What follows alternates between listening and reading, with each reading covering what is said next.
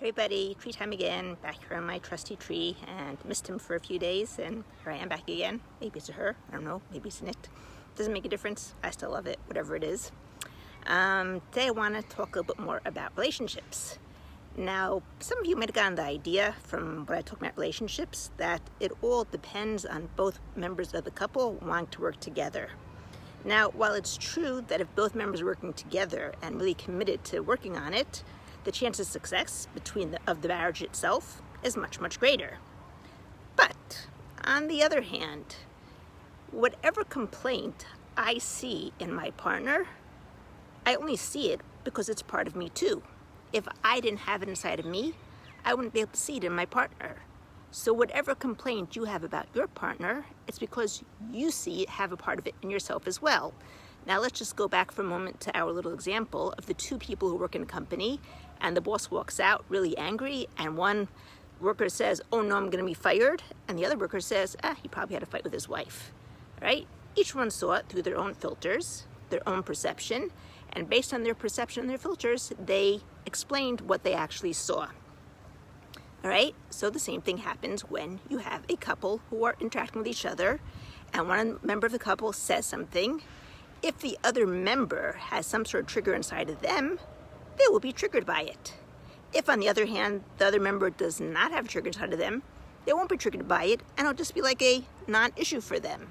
So one of the most important things that you have to do when you're going to be working in a relationship is clean out what's inside of yourself. And I think that when I was going through my marriage, breakup, divorce, the one thing that I was missing was working on myself, working on all those inner triggers that were triggering me from him.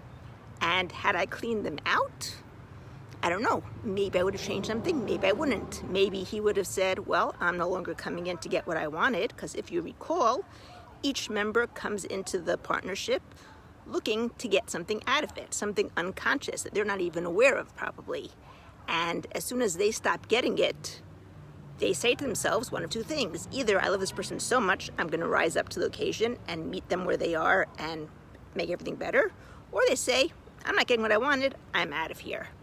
So either one can go. But regardless of that, the moment you start clearing it out for yourself, you're in a much better place because you have a lot less things to trigger you and a lot less things to stress you. And whether you stay with this person or you don't stay with this person, the next person won't be able to trigger you in the same way. If you don't clean it out, the next person that you choose is going to have the same exact things that the first person has, and it's going to trigger you the same exact way. Just going to be, as they say, as Robert Smith says, my mentor, another person, the same person in a different pair of shoes. That's the way he says it. Okay, so you're going to keep meeting the same person in a different pair of shoes. Now, in essence, all these people come to teach us something. And the moment we learn what we're supposed to learn, we can let it go.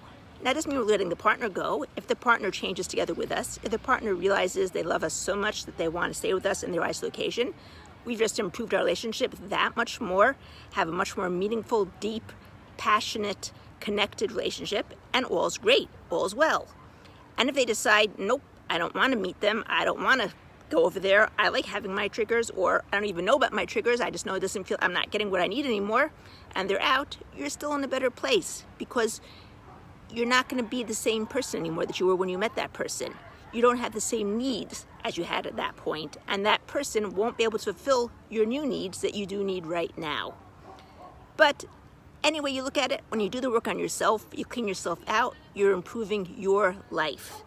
Now, that might sound a bit selfish. Yep, I think life is about being selfish, because the more selfish you are for yourself, the more you have to give to others. If you don't have what you have inside of yourself, anything, there's nothing you can give to others. You're totally depleted.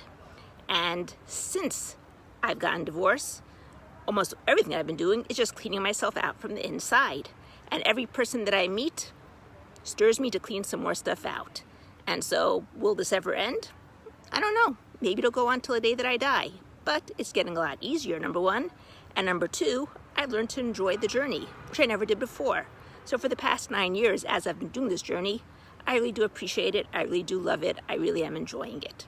Not all of it, but 90% of it, which is a pretty good average. Anyway, if you haven't given me a like yet, give me one down below. If you're watching this on YouTube, you can give me both a like, press the subscribe button, and press the bell notification so that you can be notified anytime there's a new video coming out. That way you won't have to miss another video. And other than that, wherever you are in this great world, have a great morning, have a great afternoon, have a great evening, have a great night. Remember, everything's always going everybody's way. Take care. From IlanaMichelson.com or optiontoheal.com. Go by either name. Bye-bye.